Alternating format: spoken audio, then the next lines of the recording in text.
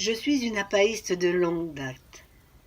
Dernièrement, j'aimais filmer avec mon téléphone portable des portraits de mes amis bénévoles. Mais pour ce film anniversaire, on m'a confié une caméra. J'ai accepté ce défi sans vraiment me rendre compte de son ampleur. Et j'ai appris seul, en faisant, comme j'ai pu, au gré de mes rencontres avec celles et ceux qui font vivre l'APA, pour tenter de rendre compte de son histoire et de son fonctionnement.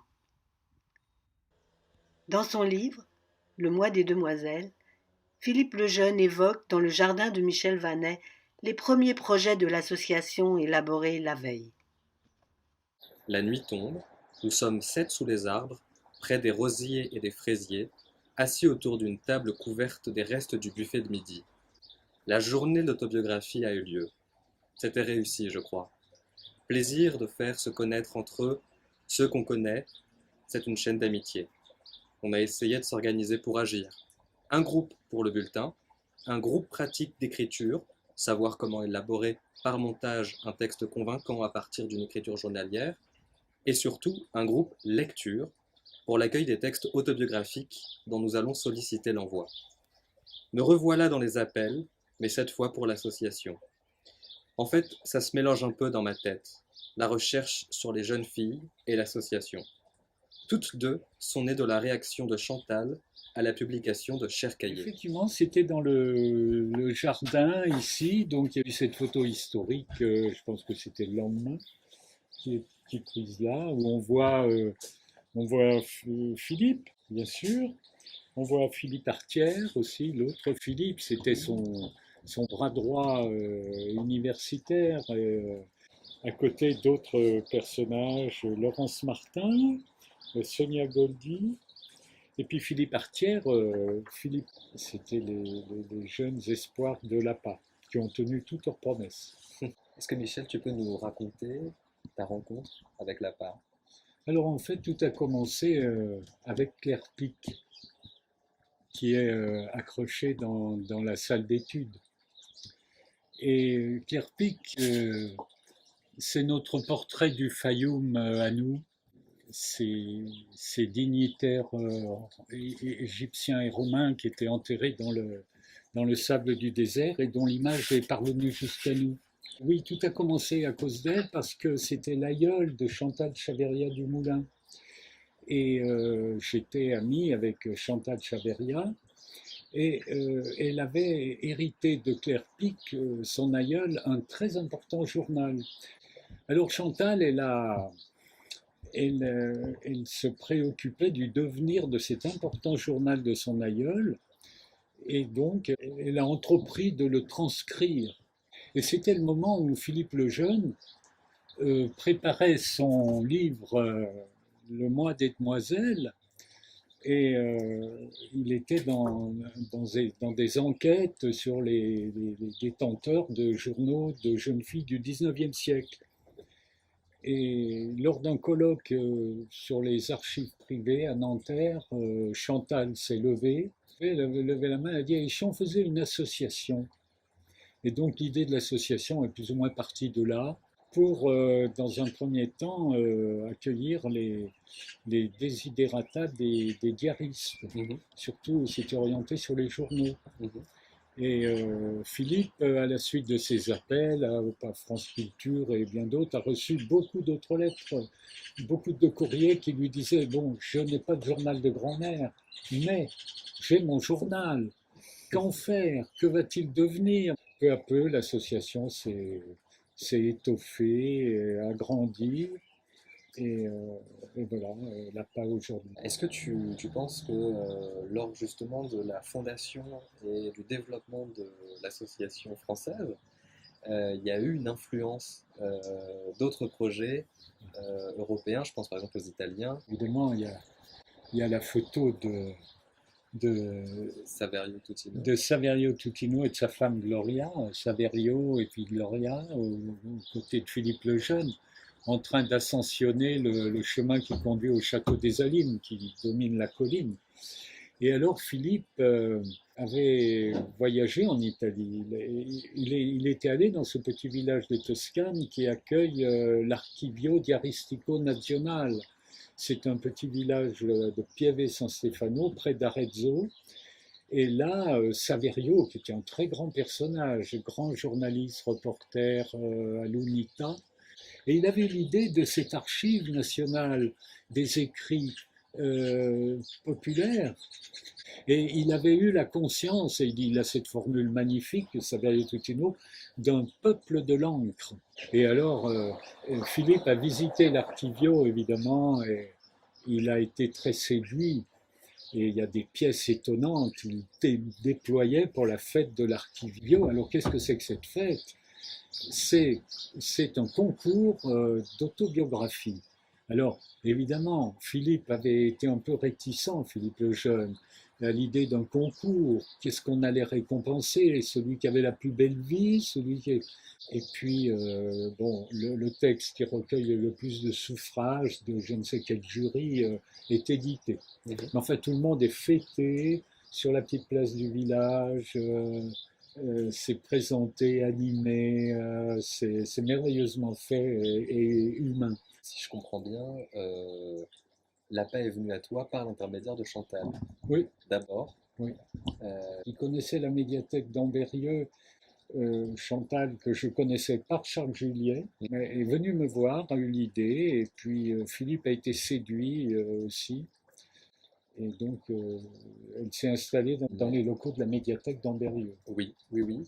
Est-ce que d'ailleurs ça a été évident pour toi d'avoir cette double casquette à la fois de responsable de la médiathèque et en même temps de pilote en quelque sorte quand même des débuts de l'association? Oui, alors tant qu'il y avait 80 membres la première année, c'était jouable. Après, c'est monté quand même assez vite, 150, 200, 400, 500, 800 membres de l'association. Et là, c'était plus possible d'assurer. Je n'étais pas seul, bien sûr. Au début, il y avait Chantal, et puis il y avait des bénévoles qui se sont adjoints. Mais arrivé à un certain stade, il a fallu recruter pour faire un travail de secrétariat, d'archiviste aussi. Mais elle était secrétaire, Christine Coutard. Oui. Ouais, et justement, est-ce que tu te souviens un peu du profil des premiers adhérents? Les tout premiers, hein, la première année, c'était surtout des diaristes. Alors donc, très vite, ces gens, ils se sont ils ont constitué le noyau dur de la PA. Ils arrivaient avec leur, comment dire, leur naïveté, leur étonnement d'être en société, alors que l'écriture personnelle isole plutôt. Et donc c'était très attachant de voir ce premier cercle se constituer. Assez vite, les cercles de lecture se sont constitués, parce que c'était un moment important. Il fallait que les textes soient lus. Bien sûr, ouais. Et puis la grande famille des diaristes du début, elle s'est étoffée des auteurs de récits de vie. Comme tu le sais, il y a ces deux familles. Alors, j'ai rencontré l'APA par une amie d'enfance, Sonia Goldi, qui un jour, donc c'était en 92, m'a dit je vais à un week-end où on va créer une association pour l'autobiographie. Voilà, c'est Philippe Lejeune qui organise ça. Et moi, donc à l'époque, j'étais une jeune prof de français. Et je connaissais Philippe Lejeune parce que j'avais lu le Pacte autobiographique quand j'étais en Cagne. Et l'autobiographie m'intéressait. Et donc j'ai dit, mais c'est super, je viens avec toi. Et voilà comment je me suis retrouvée à Ambérieu-en-Bugey ce 25 juin 1992 pour la création de l'association pour l'autobiographie et le patrimoine autobiographique. J'y ai rencontré des gens qui partageaient le même intérêt que moi pour les écrivains qui pratiquent l'autobiographie, qui avaient eux-mêmes une pratique d'écriture autobiographique. Et donc du coup, je me suis engagée dans le groupe d'écriture que Dominique Perru a monté à ce moment-là. Il y avait Philippe Lejeune, Elisabeth Sepet, Jacqueline Brisson. On se retrouvait souvent chez Jacqueline Brisson. et voilà, on lisait ensemble des textes autobiographiques. Ensuite, j'ai rejoint en fait la Faute à Rousseau, qui était donc la revue de l'APA. Le responsable de la publication, c'était Philippe Artière, hein, qui est devenu un ami. Et voilà, c'était les débuts héroïques de la phare. Voilà, je me souviens, on bricolait la phare avec la photocopieuse. Enfin bon, c'était très artisanal. Et en même temps, c'était des échanges extrêmement riches. Voilà, c'est assez passionnant de participer à une revue. C'est un sport collectif. Hein, donc, lorsque Philippe eut l'idée de travailler aux côtés de Chantal Chaveria à la création d'une association de diaristes, eh bien, il lui conseilla de me joindre et j'étais donc parmi les 18 qui se trouvèrent le 18 novembre 1992 à souhaiter la création de l'association. Très vite, Philippe nous a engagés dans l'action. Les réunions se succédaient et un jour, Philippe n'a même pas craint de dire que nous étions en train d'apprendre le métier de journaliste.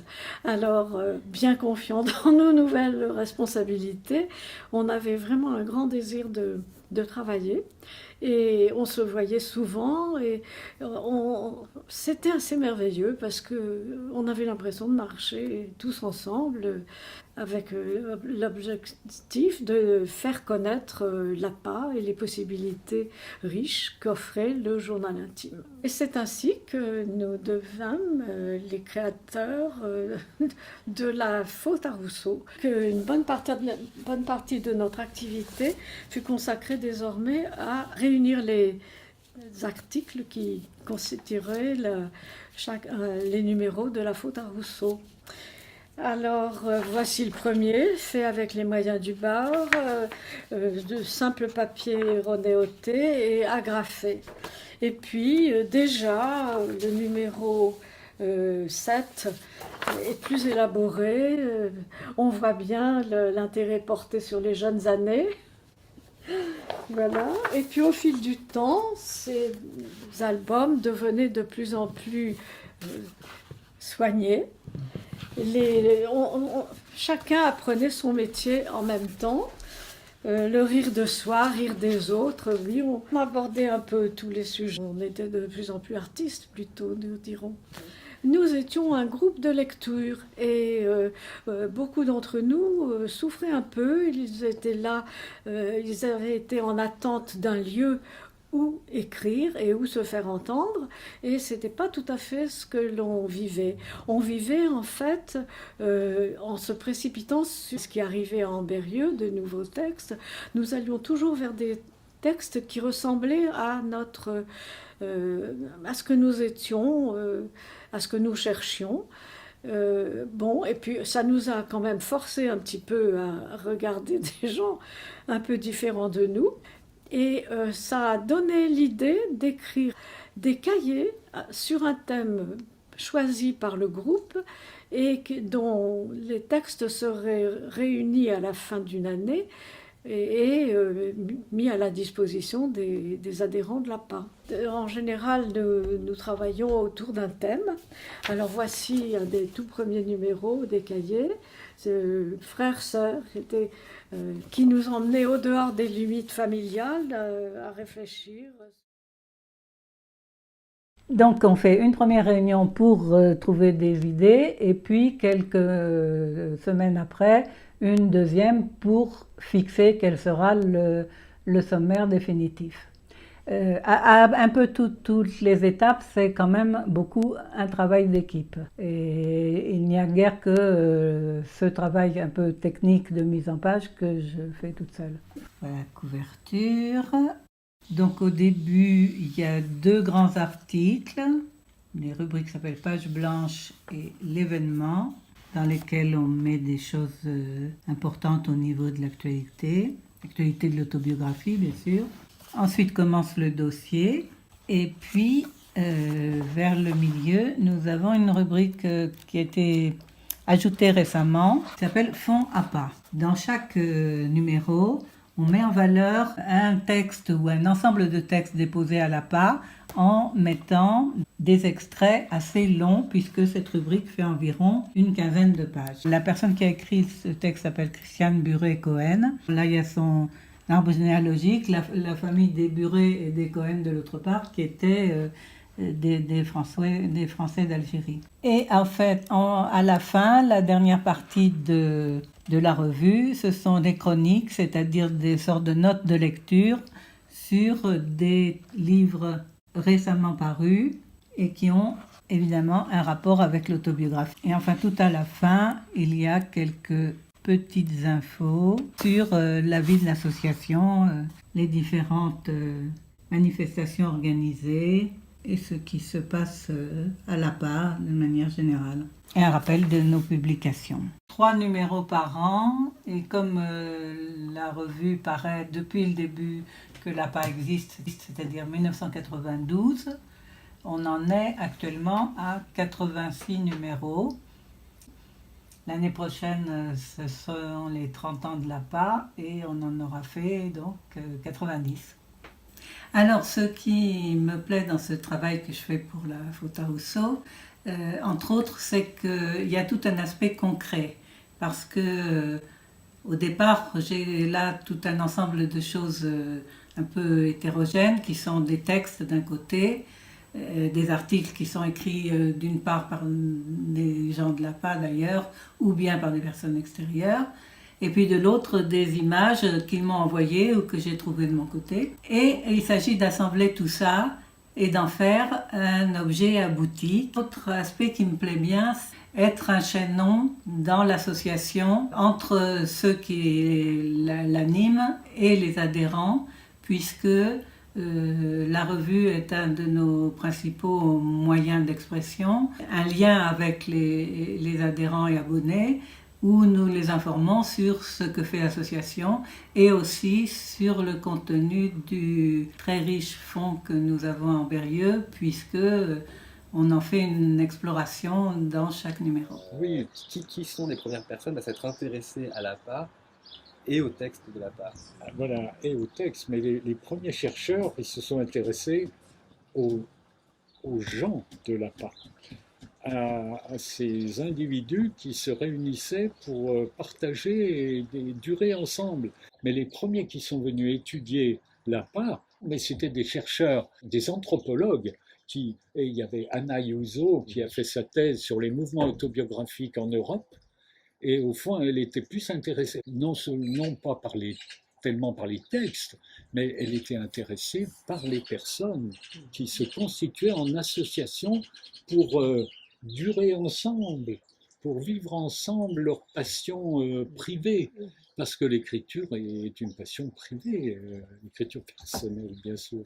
Et donc les chercheurs qui s'intéressaient pour le coup au texte déposé à l'APA, ils sont venus plus tard. Ils sont venus plus tard. Alors... il est venu bien sûr des chercheurs, d'abord des universitaires et puis des gens qui venaient simplement pour faire une recherche personnelle. Et au fil du temps, maintenant, on voit arriver de plus en plus de documentaristes qui viennent chercher dans les fonds de l'APA, dans les textes, matière à éclairer un film. J'ai vu qu'il y avait beaucoup plus de travail en histoire, en sociologie, beaucoup plus qu'en philo, un ou deux, en psychologie, pas. Et à ma grande surprise, il y en avait très très peu en littérature. Comme si le genre autobiographique, lui, n'avait pas été vraiment étudié en tant que genre. Il semblerait que seul le contenu du texte intéresse plus que sa forme, c'est-à-dire l'expression ou la création.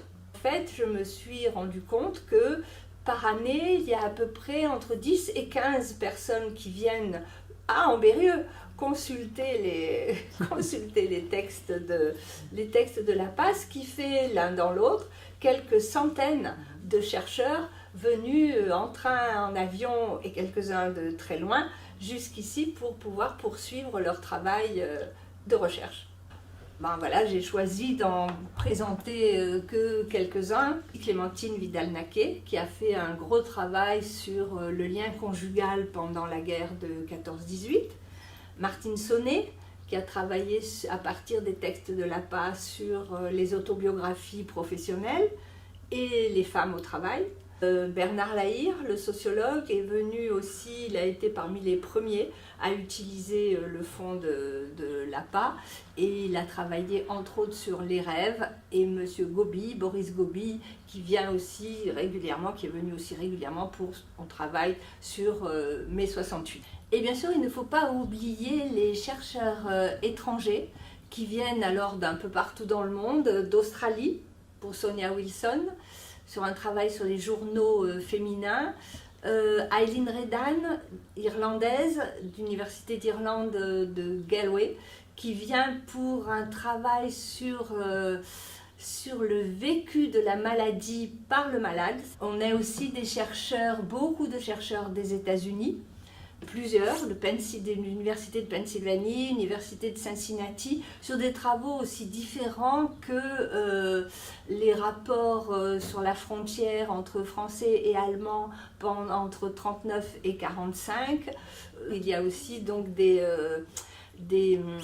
documentaristes qui viennent. Il y a eu Camille Ménager qui vient, elle, pour un film qu'elle préparait sur l'histoire des mères. Et Michel Dominici sur une histoire oubliée, celle des femmes de foyer. J'ai pensé tout de suite à l'APA, que sur l'intime, c'est très difficile face à une caméra d'avoir des témoignages sincères. Je me souvenais donc de l'APA comme d'un lieu d'un trésor, en fait, d'une caverne d'Ali Baba, dans lequel étaient rassemblés des milliers de témoignages d'anonymes. Et je me suis dit, tiens, je vais aller sur le site et je vais taper femmes au foyer. On verra bien. Et il y a, je crois, une quinzaine de documents qui sont sortis. Et du coup, je suis allée sur place. Mon immense surprise a été de constater que toutes racontaient la même chose. Je ne voulais pas raconter 3 vies singulières. Je voulais raconter, presque d'une manière sociologique, la vie de toutes les femmes au foyer à travers une femme ou 2 femmes ou 3 femmes au foyer. Enfin, c'est ça que permet l'APA, débaucher une image collective d'un phénomène. J'encourage tout le monde à aller sur le site de l'APA et à faire ces recherches-là et à se perdre, surtout à se perdre dans tout ce qui est à disposition. Jusqu'en 2017, nos locaux étaient à la Grenette, en centre-ville, dans la médiathèque d'Ambérieu. Faute de place, il a fallu déménager et s'installer dans les locaux neufs des archives municipales d'Ambérieu, assez loin du centre-ville, rue Panhard. Florian nous fait visiter. Voilà, dans ces rayonnages sont conservés les 4000 documents qui ont été collectés par l'association durant ces 30 dernières années. Les documents sont classés par ordre d'arrivée, tout simplement, avec là aussi des volumes qui peuvent varier d'un dépôt à l'autre. Parfois, le dépôt se constitue simplement de quelques feuillets, et parfois, ce sont des volumes beaucoup plus importants. En fait, au sein d'un dépôt, on retrouve généralement au sein de la boîte un certain nombre d'éléments. Évidemment, le texte. Alors là, ici, c'est un original, donc on l'a évidemment en un seul exemplaire. C'est un document manuscrit. Voilà, donc assez ancien. Il date de 1899. Donc il est en exemplaire unique, mais lorsque c'est possible, nous recevons et on trouve dans la boîte 2 exemplaires du document, accompagnés parfois, notamment lorsqu'il s'agit de documents anciens, d'une retranscription du texte, ce qui permet aussi de communiquer la version tapée et donc moins fragile aux chercheurs, histoire aussi de préserver autant que possible le document original. Et puis, toujours dans la boîte, on retrouve parfois quelques éléments biographiques de la personne. Ici, l'écho de lecture, qui est ensuite diffusé sur le site internet de l'APA, également diffusé dans le garde-mémoire publié annuellement par l'association.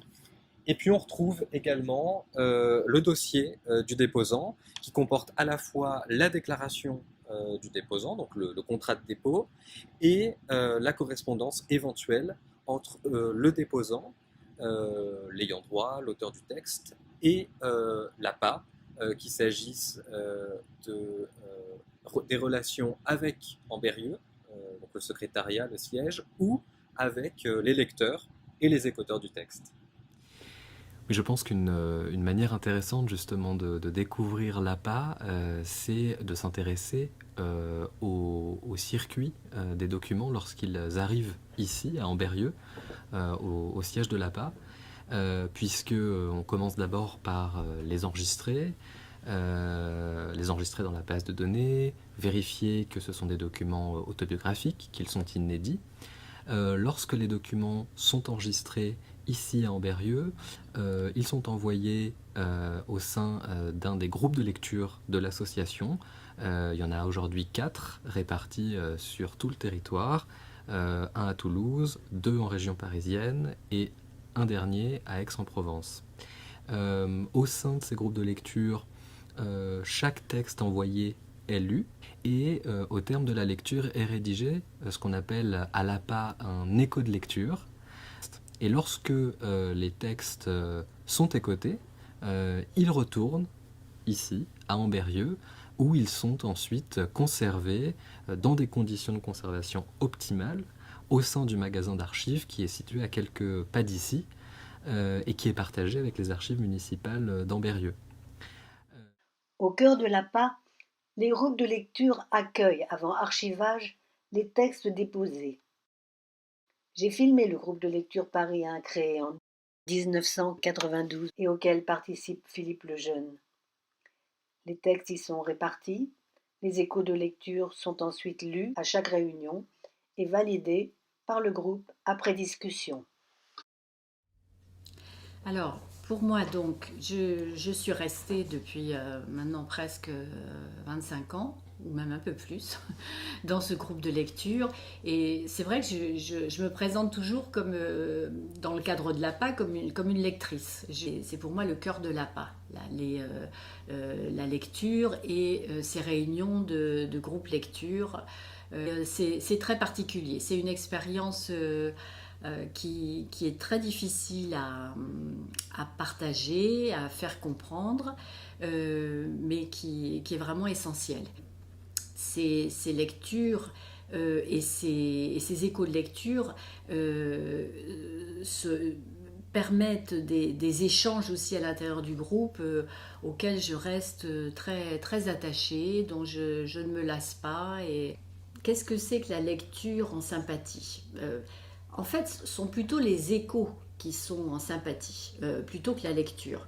Parce que quand on lit un texte de l'APA comme on lit n'importe quel texte, hein, on ne met pas notre jugement entre parenthèses, et voilà. Mais c'est quand on restitue, quand on rédige l'écho, c'est là qu'on suspend le jugement qui n'aurait aucun sens dans la démarche qui est la nôtre. Et l'écho de lecture, c'est vraiment restituer de la façon la plus fidèle possible non seulement le contenu, mais je pense aussi les choix d'écriture du texte. Le but aussi, c'est d'essayer de dégager l'intérêt, la particularité, la singularité du texte et d'en faire comprendre l'intérêt particulier. Et là aussi bien au niveau du contenu que de la forme adoptée dans ce texte. Voilà. Oui, une des phrases clés qui accourt dans les groupes de lecture, c'est la fameuse lecture en sympathie. C'est un peu compliqué à comprendre au début. On comprend que, surtout, il ne faut pas juger. Alors, juger à deux plans, juger au plan littéraire. Il ne faut pas dire oh, c'est un mauvais écrivain ou c'est nul au niveau de l'expression. Ça, c'est encore assez facile de passer là-dessus. C'est un peu plus difficile pour ce qui est du jugement moral quand on a des textes où l'auteur fait des choses qui nous paraissent difficiles à accepter. Je pense par exemple à des militaires du contingent qui se sont retrouvés à torturer des Maghrébins en Algérie. Bon, il y a des fois où la lecture en sympathie a ses limites, et si on n'arrive pas à comprendre de l'intérieur et à écrire quelque chose sur cette vie-là, c'est mieux de passer la main à quelqu'un d'autre. Donc généralement, les déposants sont très contents de l'écho qu'on leur envoie et on peut le publier. Ils nous donnent l'autorisation parce qu'on leur demande si on peut le mettre dans les garde-mémoire et si on peut mettre l'écho en ligne. Quelquefois, mais c'est rare, l'écho réveille en la personne qui a envoyé son texte la souffrance ou plus souvent la colère qui était en elle au moment où elle a écrit son texte. Et cette colère renvoyée dans le miroir de l'écho est insupportable pour la personne, comme si ce n'est pas elle qui l'avait écrit ou comme si ça allait la mettre encore plus en colère. Donc dans ces cas-là, elle nous le fait savoir que ça ne lui plaît pas. Et il y a toujours la possibilité pour les déposants de refuser un écho ou de demander, c'est une possibilité aussi qu'on offre, si un autre lecteur ne peut pas prendre le texte en charge. Oui, c'est important de voir que l'écho, ce n'est pas une correspondance privée entre un déposant et un confident. C'est surtout une relation entre un déposant qui s'adresse à une institution. Et cette institution, elle est représentée par le groupe de lecture, par plusieurs lecteurs qui prennent connaissance de ce texte. Et au moment où l'écho est validé par la personne qui trouve qu'on a bien compris son texte, c'est pas cette personne seulement qui donne son avis, plus que son avis, qui prend en considération cet écrit et cette vie, mais c'est tout un groupe et c'est toute une institution. Et je pense que cette valeur de groupe institutionnel donne toute sa valeur, toute sa légitimité à ce travail.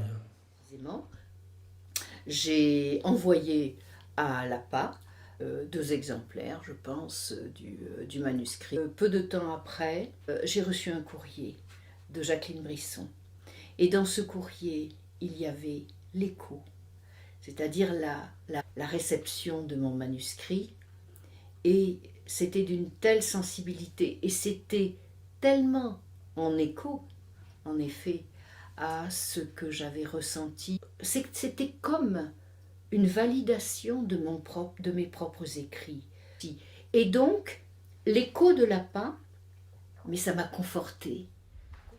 Une fois que l'écho a été validé par l'auteur et par le groupe avant, il m'est envoyé à moi et d'ailleurs maintenant aussi à Florian qui en met un exemplaire dans la boîte d'archives.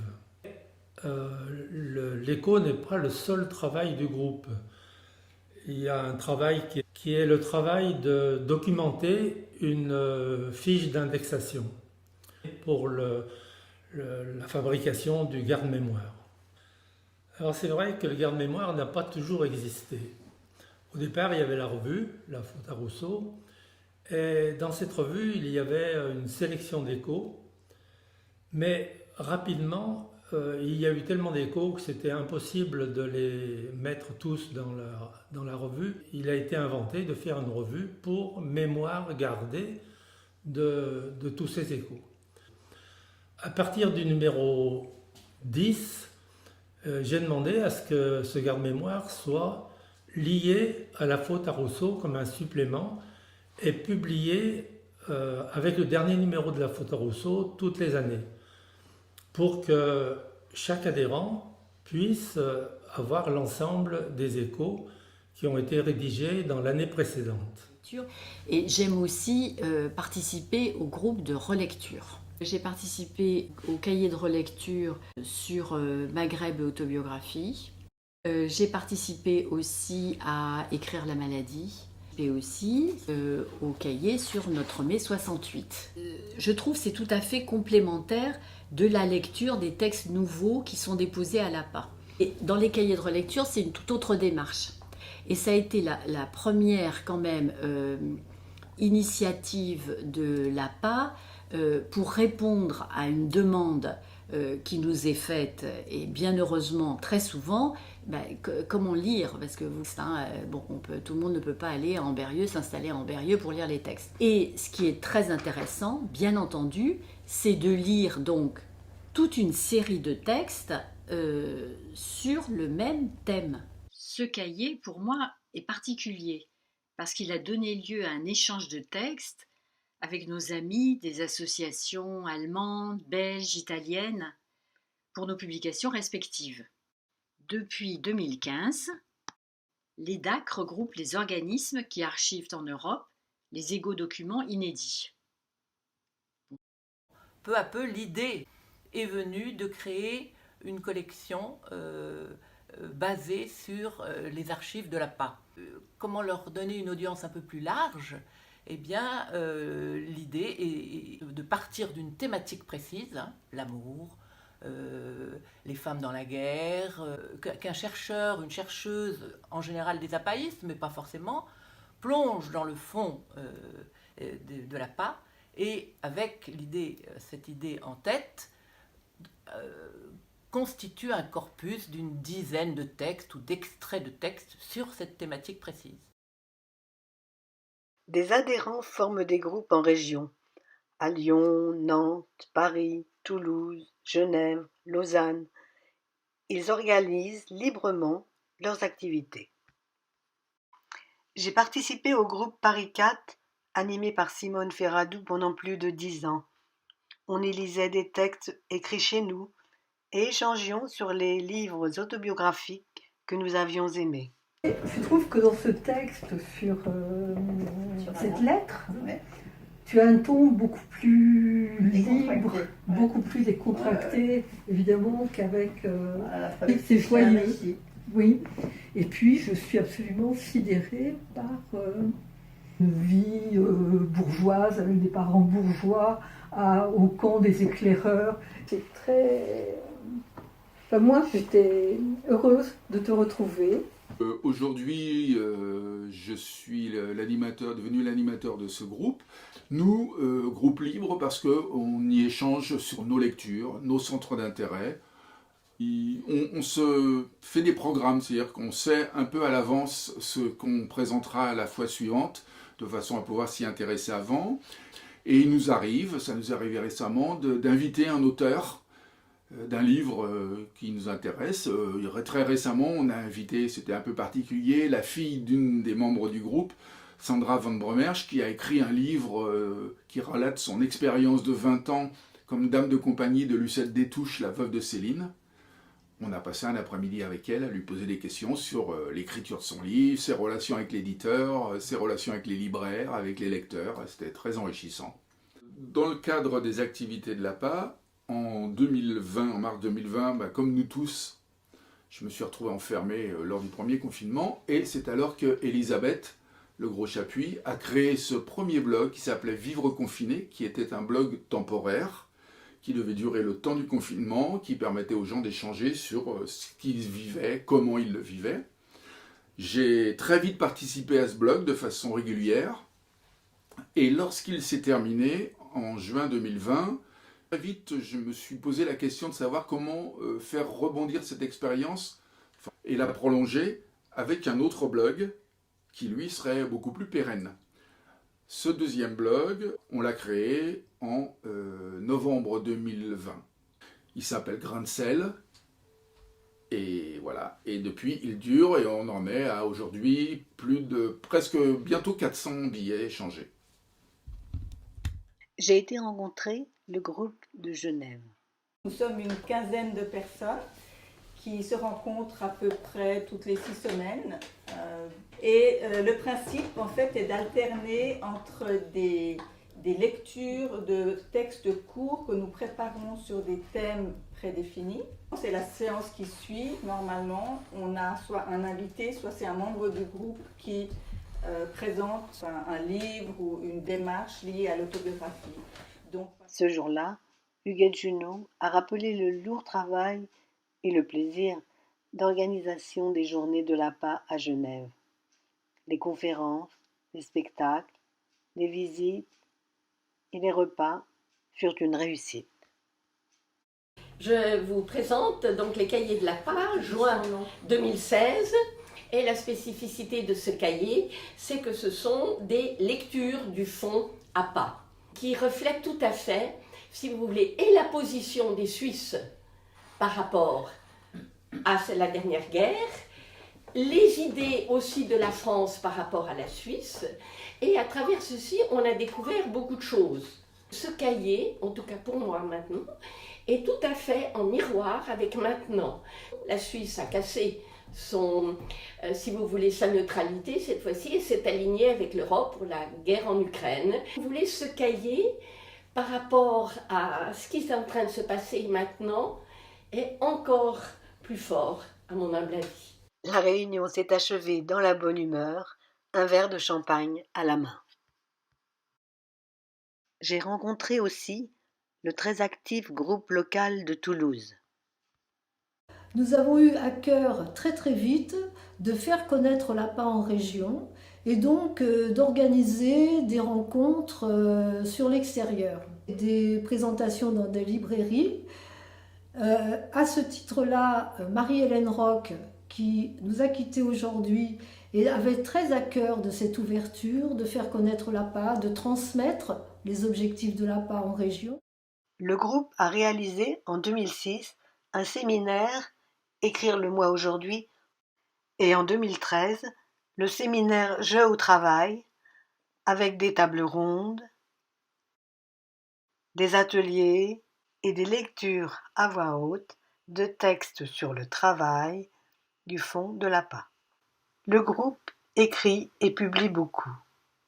En 2015, Impair passe et manque. En 2016, un cahier, Jeux à l'œuvre, sur le thème de la création.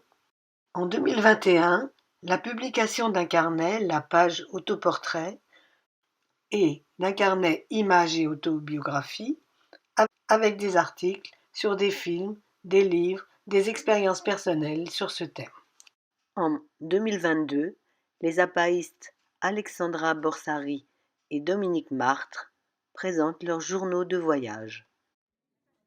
Tout au long de l'année, nous organisons des événements pour nous rencontrer et partager notre intérêt pour l'autobiographie. Le week-end festif des Journées de l'APA en est assurément le point fort. L'APA, en effet, a été fondée pour résoudre un problème de transmission. Que pouvais-je faire des bouteilles à la mer que je recevais par la poste, autobiographie orpheline à la recherche d'un destinataire? La lecture en sympathie d'un souvent unique lecteur, manifesté par un écho de lecture, et l'archivage dans un lieu public, tels étaient les gages de transmission à la postérité. J'en profite pour souhaiter ici la bienvenue aux nouveaux, qu'ils sachent que les journées d'autobiographie ne sont pas un congrès savant, même si la science n'en sera pas absente, mais des rencontres amicales où chacun peut apporter et recevoir. Débats, ateliers, cartes blanches, repas pris en commun, covoiturage ou trajet, toutes les occasions seront bonnes pour partager. Les journées de l'APA sont des moments magnifiques. On est là ensemble plusieurs jours. L'APA est là, en chair, en os, en voix. Ça me rappelle un peu mes 68. C'est l'ouverture, ça parle. Lors des conférences, des débats, mais ça parle en prenant les repas. Ça parle à tous les moments et c'est merveilleux. Et on fait des rencontres. Alors, on rencontre soit parce que l'on a assisté à un même atelier, soit parce que on a vu une petite exposition. Oui, alors je parlais des cartes blanches et parce que c'est la possibilité qui est donnée à tout adhérent de réunir des gens autour d'une thématique qui leur tient à cœur. Donc tout ça, c'est magnifique. En hiver, nous organisons une matinée du journal. Le diariste Yves Charnay a débattu avec son ami Pierre Bergogneau sur son livre Carnet. Au printemps, nous organisons une table ronde. Ce jour-là, Raphaël Bondu, Françoise Bonneau-Jorgens, Annie Rambion et Michel Vanet ont expliqué la motivation de leur dépôt et leur réaction aux échos reçus. Le public dans la salle a posé de nombreuses questions et donné à son tour des témoignages particulièrement émouvants. À l'occasion des 30 ans de l'APA, une petite équipe a conçu et fait réaliser des panneaux d'exposition sur notre fond. Inaugurés en mai 2022 à la médiathèque d'Ambérieu, les habitants de la région ont pu découvrir quelques manuscrits originaux de journaux, ainsi que 14 panneaux largement illustrés, présentant 12 dépôts emblématiques, reflétant la variété, la richesse de nos collections, véritable mémoire sociale de l'intime. Une autre équipe s'est chargée de concevoir et faire publier un livre illustré qui présente l'histoire de l'association en rassemblant des témoignages des membres fondateurs, de personnalités ayant collaboré avec l'APA et de textes du fond. Notre association nationale Loi 1901, reconnue d'intérêt général, a pour président actuel Philippe Lejeune. Elle fonctionne grâce à un conseil d'administration, un bureau, un archiviste salarié et à la forte implication de ses bénévoles. Les besoins de financement, qui reposent avant tout sur les cotisations de ses adhérents et de la ville d'Ambérieu pour ses locaux, nécessitent des soutiens actifs comme celui de la Fondation La Poste. La rencontre avec l'APA, elle aboutit forcément à un soutien de notre part, puisque cette association est très engagée sur l'écrit, le témoignage de l'écrit, sa transmission, son partage. C'est pour cela que nous sommes très heureux de nous associer à son activité ainsi qu'à son anniversaire en 2022. J'ai tout donné à l'APA. Oui. Si vous voulez, mais moi j'ai pris la photocopie de tout ce que j'ai donné à l'APA. Ce sont des copies de journal, puisque je l'ai fait publier. Ah oui. Écoutez, ça représente 15 cartons énormes. Je suis devenue amie avec Philippe, qui m'a proposé d'adhérer à l'association. J'ai quand même réalisé l'importance que l'APA pouvait avoir pour ma fille.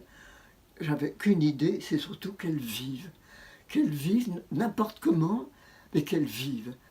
Je ne pouvais qu'être généreuse avec elle, avec l'APA. Comme j'ai eu la chance d'avoir de l'argent, je me suis dit, faisons vivre Annick, rétribuons l'APA pour sa générosité vis-à-vis d'Annick. Je pense que l'APA mériterait déjà d'être en fait beaucoup mieux connue que ce qu'elle n'est. Le deuxième point, je crois, qui va être important, ça serait de faire en sorte que le fonds soit progressivement numérisé, notamment les documents les plus anciens.